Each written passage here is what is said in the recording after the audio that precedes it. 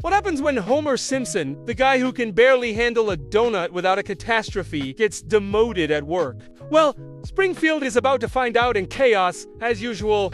The day begins at the Springfield nuclear power plant, where the employees are buzzing with excitement. Today's Lenny's birthday, and the staff have been secretly planning a surprise party. Everyone signs a card and slips in $5 each. The air is festive, full of awkward smiles and whispered jokes. Just to what that mesapanada, But just as the celebration is about to start, Mr. Burns appears. True to form, he doesn't leave any money for the party. Instead, his gigantic signature sprawls across the entire card, ruining the surprise and sending Homer into a quiet, simmering rage. Homer's fists clench. Marge steps in to calm Homer, showing him that losing your cool never ends well. But Homer's dream is interrupted literally by a nightmare. His chest gets caught in the spiral of Burns' signature. He wakes screaming, drenched in sweat, and realizes it was only a dream. Yet the bitterness toward his boss lingers. The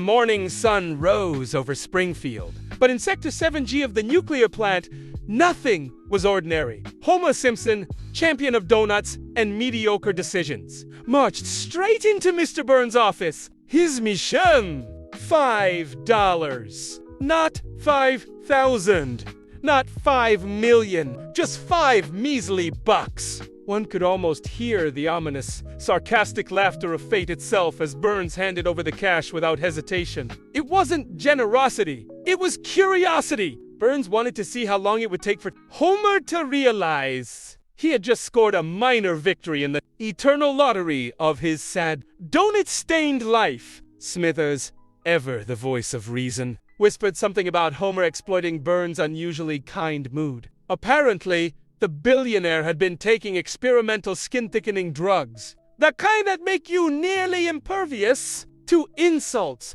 and apparently to Homer's nonsense. Homer, blissfully unaware, pocketed the $5 like a king, claiming his kingdom. Little did he know, today was not a day of triumph, but a day of consequences delivered in the form of a Homer was promptly assigned the role of supervising a group of interns. This wasn't just a demotion, it was a punishment for the ages. Interns, by design, are sharp, sarcastic, and eager to see authority figures stumble. And stumble, Homer did.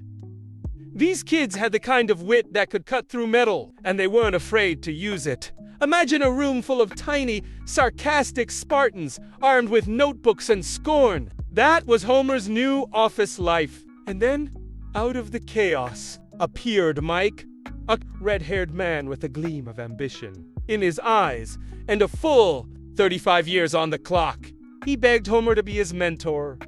Homer, flattered beyond reason, puffed up like a turkey on Thanksgiving. After decades of mediocrity, someone actually wanted guidance from him. The word mentor might as well have been a Medal of Honor. A crown and a standing ovation rolled into one. Determined to impress Mike, Homer decided to showcase his family's social skills at the esteemed Castington's department store. Here, he would purchase a tie worthy of respect, admiration, and maybe a little jealousy. Of course, things didn't go as planned. Homer, wearing his trademark oblivion like a suit of armor, got his pants caught on the escalator. The crowd gasped, children laughed, and an elderly woman muttered something about the decline of civilization. Homer, stuck mid-death, realized that showing off sophistication might not be in his skill set.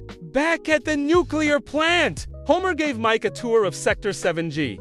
It was supposed to be impressive, educational, and inspiring, the kind of thing that would make a young man feel empowered. Instead, Homer discovered that Mike was 35 years old. A grown man acting like he belonged in detention. Homer's jaw dropped. He had been preparing life lessons for someone older than him. A person fully capable of buying his own tie and running their own life. But Mike insisted he wanted to start exactly where Homer was. Hoping to soak up the elusive respect Homer commanded from his co-workers, friends, and random donuts at Moe's Tavern, Homer, flattered and slightly confused, invited Mike to the Simpson household for dinner. Marge, on the other hand, was blindsided. Her vision of a peaceful, orderly dinner was under siege. Mike arrived with his pregnant wife, Maureen Wegman, ready to dazzle with charm and gratitude. But ever the cynic and professional troublemaker, ignored Mike entirely. Mike, feeling snubbed, fired an insult at Bart. Bart, in true Bart fashion, stormed off crying, leaving Marge to juggle diplomacy, maternal patience, and the occasional threat of ejecting Mike from the premises. It became painfully clear that mentoring in Springfield was going to be nothing like the glossy tutorials in those motivational YouTube videos Homer had never watched. Dinner was a battlefield of awkward silences, half-baked compliments, and simmering teenage rage. Homer, oblivious, tried to mediate with stories of his own wisdom, though his wisdom largely consisted of donut-related anecdotes and occasional happy accidents. Homer then learned about Mike's real goal, opening a pizza business inspired by this ambitious plan. Homer naively assumed Mr. Burns would be a willing sponsor after all. Burns owed him $5. When Burns refused to invest, Mike's temper flared, and insults flew faster than pizza dough in Homer's imagination. Burns, predictably irritable, responded aggressively, sending Homer's newfound mentorship confidence into a tailspin. Despite the setbacks, Mike was determined to prove Homer's guidance wasn't worthless. He launched a pizzeria in a shiny new van, purchased, it turned ouchy, with borrowed money from Tony a man whose Mafia connections could make even Marge nervously clutch a rolling pin. And so, Homer and Mike's journey escalated from awkward mentorship to mob negotiations, pizza warfare, and lessons in chaotic leadership. The day closed with Homer realizing that mentorship wasn't just about advice. It was about improvisation, bravery, and occasionally feeding mobsters to keep them from enforcing extreme debt collection measures. And as Homer watched Mike nervously practice his pizza toss, he thought, maybe, just maybe, he could pull this off without turning everything into a complete disaster. The next morning, Springfield was already stirring to life,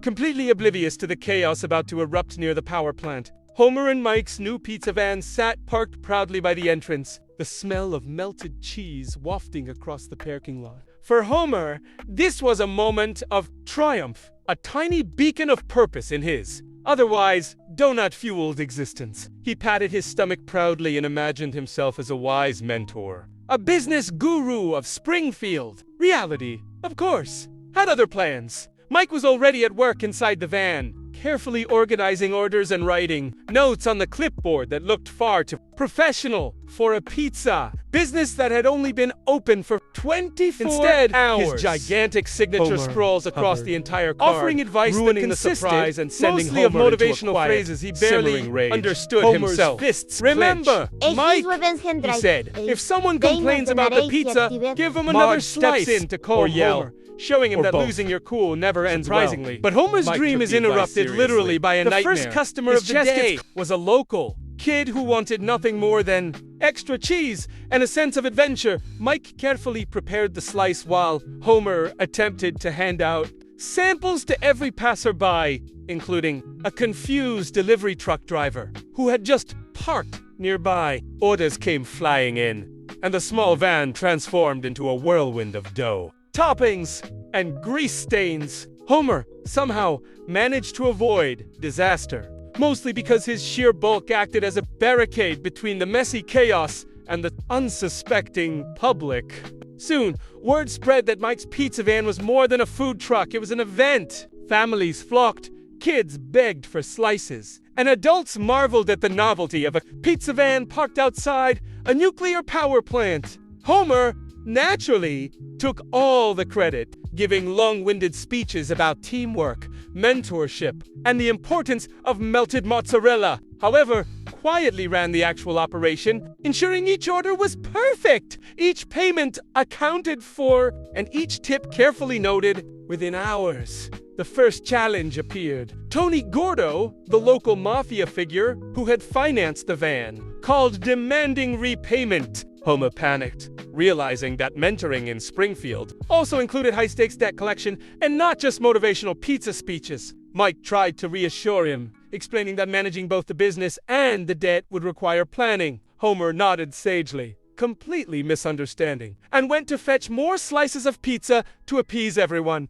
By mid-afternoon, the van became the epicenter of Springfield's most unexpected chaos. Rival food trucks appeared, eager to claim territory and steal customers. Children darted between vans, dodging pizza boxers, while adults tried to balance orders and complaints. Homer improvised by creating makeshift barriers with crates of cheese, shouting encouragements that no one could really hear over the chaos. Somehow, the operation kept running. Fueled by adrenaline and a thin layer of tomato sauce covering every surface, Mike began showing signs of true entrepreneurial skill. He introduced a system for tracking sales, a rudimentary delivery schedule, and even a small rewards program for repeat customers. Homer watched proudly, forgetting for a moment that chaos was still brewing around him. The once clueless intern had turned into someone who could actually run a business. All while Homer provided moral support in the form of yelling, pizza tossing, and occasional motivational hugs that left mozzarella stretched across uniforms. By evening, Tony Gordeau arrived in person with a few of his associates. Tension filled the air as the Mafia evaluated the pizza, the operation, and Homer's ability to handle high-pressure situations. Homer, in classic fashion, responded with a combination of humor, charm, and random generosity, handing out slices while Mike explained numbers, schedules, and dual ratio. Miraculously, the Mafia seemed appeased, nodding in approval as they devoured slices of pepperoni. But the chaos didn't end there. A rival food truck, known for neon lights and exotic toppings, parked across the street, blatantly attempting to lure away customers. Homer immediately declared a pizza showdown, rallying Mike, Lenny, and Carl as taste testers and cheerleaders. Dough flew in the air, cheese melted in improbable patterns, and Homer's enthusiasm reached maximum levels of chaos. Mike, calm and organized, turned the improvised circus into a surprisingly functional competition, despite the pandemonium. Homer's authentic approach, chaotic, loud, and utterly unpredictable, won over the crowd. Gigantic signature scrolls across the entire Customers card, cheered, ruining the and even some surprise and curious sending Homer into a quiet, Tony Gordeau simmering approving rage. nods. Homer's Springfield fists had clenched once again Έχεις been βεβαίως reminded that Δέινας δεν αρέσει και ακτιβές. Improvisation Marge steps often in to trump calm logic Homer, and planning, showing him that a losing your night cool fell, never the ends pizza well. van. But Homer, surrounded by satisfied customers and wary Mafia members, became a symbol of Homer's strange mentorship style. He had taught Mike the importance of thinking fast, improvising under pressure, and never underestimating the power of a good slice of pizza. Mikey, intern, had learned to manage a business, keep records, and navigate chaos with surprising competence. As the days passed, Homer's pizza van became a permanent fixture outside the power plant, a chaotic hub of cheese, dough, and questionable leadership. Mike, now fully immersed in the business, had implemented systems that would make any professional entrepreneur proud. Orders were tracked, deliveries coordinated, and even the local food critics couldn't find fault with the pies. Homer, naturally, continued to provide mentorship in his own unique style, shouting encouragements, tossing extra toppings into the air, and occasionally blocking angry customers from tripping over stray boxers of mozzarella. It wasn't long before trouble arrived. A rival food truck, neon lit, flashy, and sporting a menu that included toppings no sane person would combine, parked directly across the street. The owner, a slick man with a slicker hairdo, clearly intended to steal Homer and Mike's hard-earned customers. The rivalry escalated quickly, with both sides attempting to outdo each other. Homer, unfazed, immediately declared a pizza showdown, dragging Mike into an impromptu competition that no one had agreed to but everyone would witness. Orders flew, dough spun like frisbees, and cheese stretched across tables like abstract art. Lenny and Carl were drafted as taste testers, with Homer acting as both coach and chaos agent. Mike maintained composure, organizing slices, toppings, and customer flow with military precision. Together, they managed to turn a messy showdown into something resembling a functioning event. Although anyone with a shred of logic would have called it a disaster waiting to happen, the crowd grew. curious Springfieldians, pizza enthusiasts, and even a few cautious Mafia associates watched as Homer flung dough like a circus performer, shouted nonsensical motivational phrases, and occasionally tripped over his own feet. The rival truck's flashy presentation impressed some, but the authentic chaos of Homer's team won, showing him that losing your cool never ends well. But Homer's dream is interrupted literally by a nightmare of the audience. His chest gets caught in the spiral of Burns' signature. He wakes screaming. Homer and Mike had claimed victory in the pizza showdown, if nothing else than in sheer spectacle. But the triumph was short. Tony Gordo, the local Mafia boss, had not forgotten the delicate balance of power and debt. He appeared unexpectedly, inspecting the operation and ensuring that the pizza van business was running smoothly and that Mike was keeping his end of the deal. Homer, panicked but improvisational, offered slices of pizza,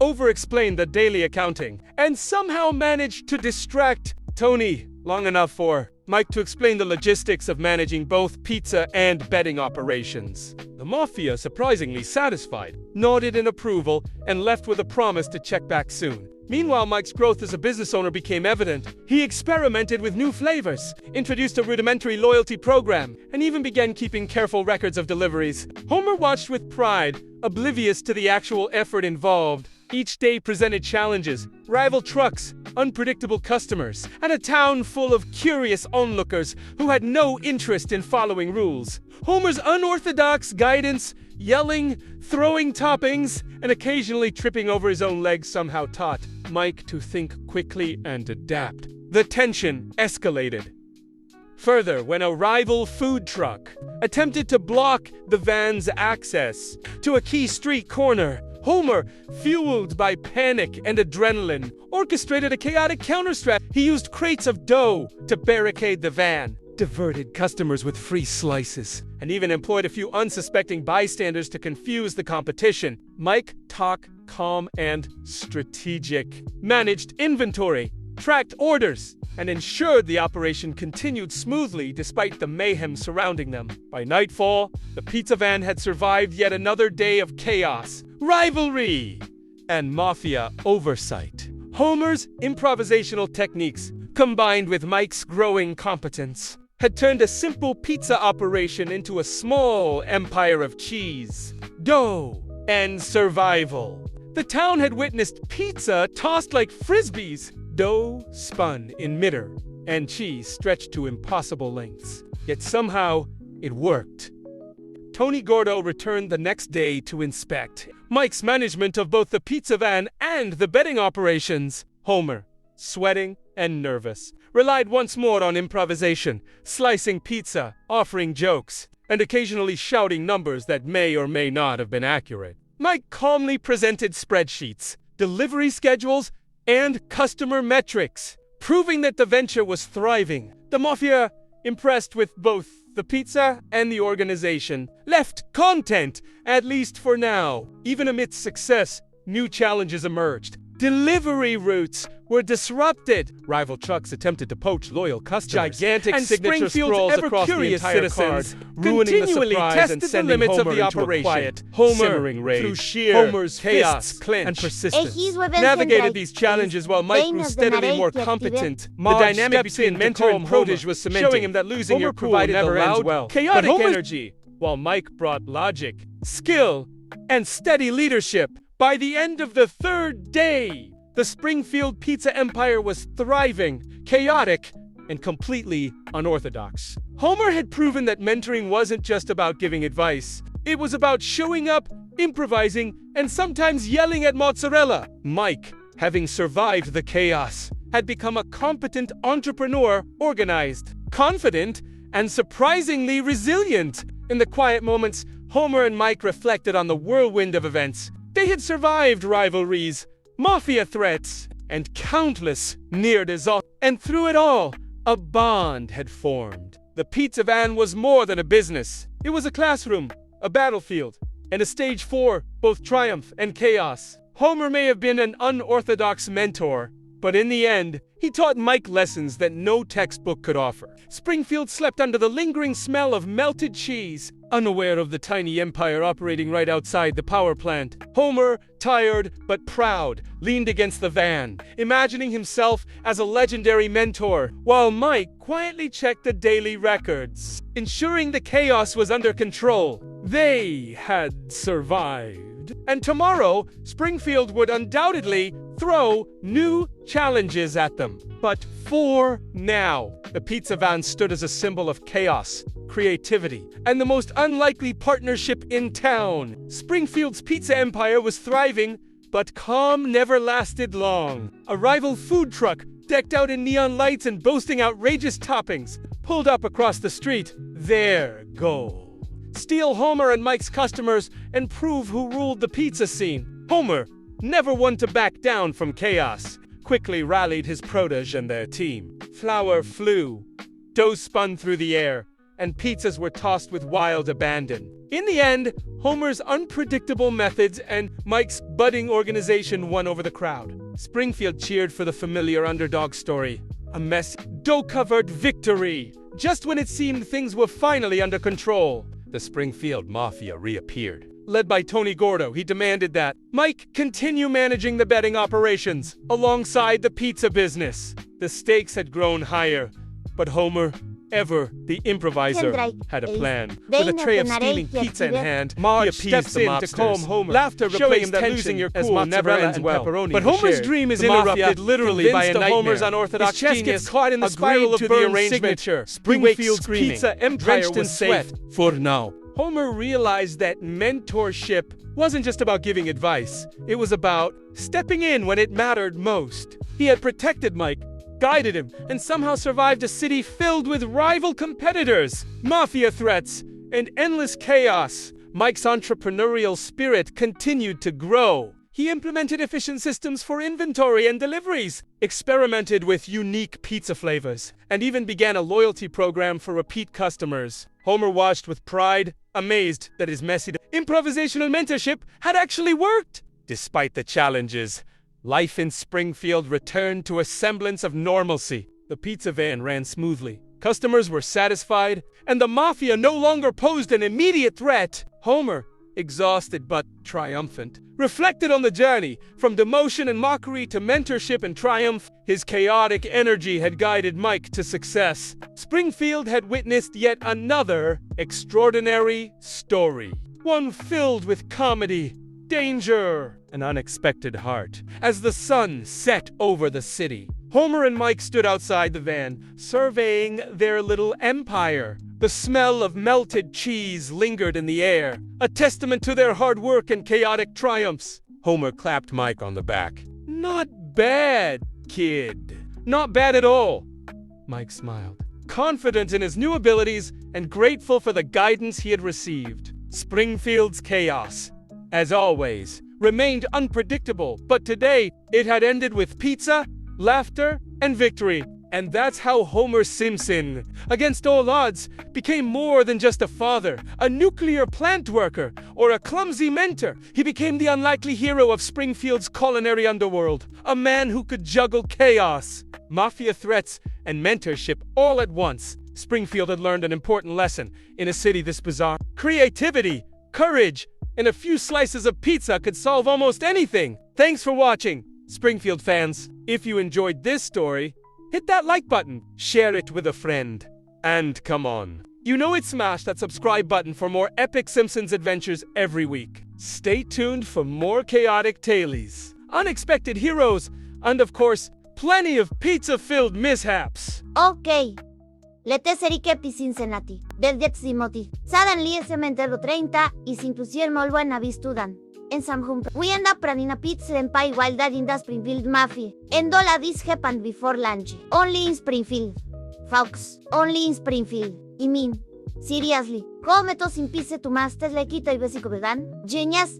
Or pure damn lad? I am still not sure. And my bless his soul. Ewan Tiderton. But he basically got a frantefo si tu de seketik improv show. Berre pizzas flying. Ben's breaking down. Mafia guys argue in nove tappings. En somehow y todo Gigantic signature sprawls across the entire card, ruining the surprise and sending Homer into a quiet, simmering rage. Homer's fists clench. Marge steps in to calm Homer, showing him that losing your cool never ends well. But Homer's officially does of Springfield chaos. Honestly, if you survive watching all of this, give yourself a medal or at least a slice of pizza. Because between the most getting eaten by the Mafia. My Kenny that adulting is terrifying. And me just passing on not fully. It is a miracle of CLA. So, quírese da de al. If you wanna see more de the separate files, be questionable life lessons. Flying más freya. En Springfield de level chaos. Hit the subscribe button. Yeah. Go on. Do it and you llevan frontier for the next disease. Entrasme. The Redubes next story. And remember in Springfield. Anything can happen. Pizza can save your life. The Mafia can be impressed by chess. And Homer. Simpson can somehow be boss the hero. And the WAP. Is the same team. So subscribe. Grab some pizza. And buckle up. You just send me later curate listlet. Until you. Most of ellas lights of your slice. Classic Springfield chaos. Guaranteed.